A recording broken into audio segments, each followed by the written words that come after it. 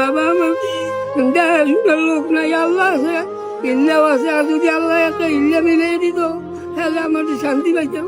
এই চোখে সমস্যা? হয় টাইমস কিছু দেখি না, বাবুটা ওই একটু দেখি, অততে বেশি ডিস্টার্ব করে বুঝলেন।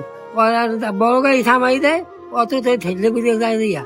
এবার আমার এখন ওই না করলেও পারি না, বাচ্চা জায়গা জমি নাই। পোলাপান এক পোলা আছে, বিয়ে করেছি, 3 গো মাইয়ে হয়েছে।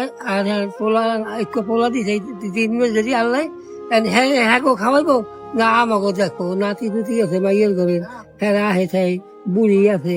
আর একটা পোলা আছে, এই ছোট পোলা, গাইনের দিয়ে কোনো কাম করতে হয় না, খুব কষ্ট হয়। বাবা আমার দেখাশোনার লোক নাই, আল্লাহ আছে, ইল্লাও আছে। আর যদি আল্লাহ একটা ইল্লা মিলিয়ে দিত তাহলে আমার শান্তি পাইতাম।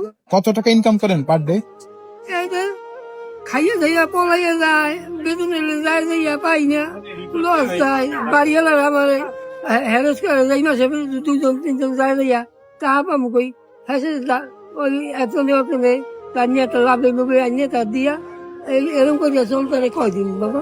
মানে অনেক খাবার আপনার হচ্ছে মার হয়ে যায়, টাকা পয়সা না দিয়ে চলে যায়। হ্যাঁ, গাছের লোক তো বেতন মোবাইলে ঢোকে, আগে তো হাতে হাতে দিত পাইতাম, মোবাইলে ঢোকে, বাড়ি থাকলেও পায়। এখন এরকম লস খাইবে যে মানে একটা হোটেল চালাইতে পারবেন না। আগে মনে হচ্ছে ওইখানে দেই না। এখন ওরম না দিলে ধরেন একটা গরিব বছর যদি হইতো তাহলে বাচ্চা যাইয়া গাছ গুলো কাটতাম, রাস্তায় আমার সবাই কষ্ট বুঝলেন। এই আঙ্কেলের সমস্যাটা আপনারা সবাই শুনছেন, সবাই একটু করে হলেও মানবিক ভাবে পাশে দাঁড়ান।